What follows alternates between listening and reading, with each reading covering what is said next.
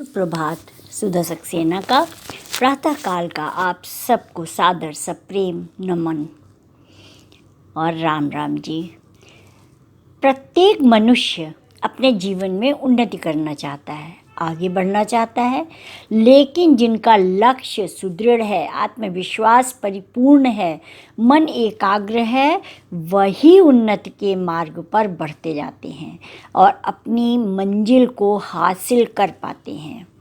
महान दार्शनिक अरस्तु के अनुसार उन्नति के लिए कुछ बातों का होना अत्यंत आवश्यक है, जैसे अपना दायरा बढ़ाओ, संकीर्ण मानसिकता से ऊपर उठकर सामाजिक बनो, आज की उपलब्धियों पर संतोष करो और भावी प्रगति की आशा करो। दूसरों के दोष ढूंढने में इतनी शक्ति व्यय मत करो, अपने को ऊंचा उठाने के प्रयास में लगे रहो। कठिनाइयों को देखकर चिंता न करो, न ही निराश हो, वरन धैर्य और साहस के साथ उसके निवारण का उपाय करने में जुट जाओ।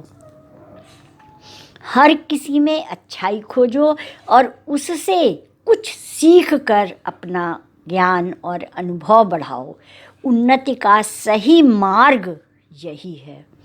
और जैसा कि जाहिर है, उन्नति के लिए धैर्य, साहस, मनोबल, आशा, आत्मविश्वास, इच्छा शक्ति, परिश्रम के साथ विवेक और बुद्धि से अपने लक्ष्य की ओर बढ़ना बहुत ज़रूरी है। जो मनुष्य उपरोक्त बातों को धारण करके अपना कार्य करते रहते हैं, वही आगे बढ़ते जाते हैं और जीवन में सफलता पाते हैं।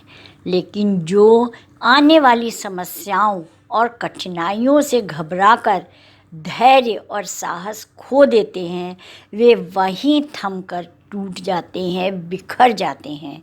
कुछ मनुष्य ऐसे भी होते हैं जो कर्म से ज़्यादा अपने भाग्य पर विश्वास करते हैं और असफल होने पर अपने भाग्य को ही दोष देने लगते हैं।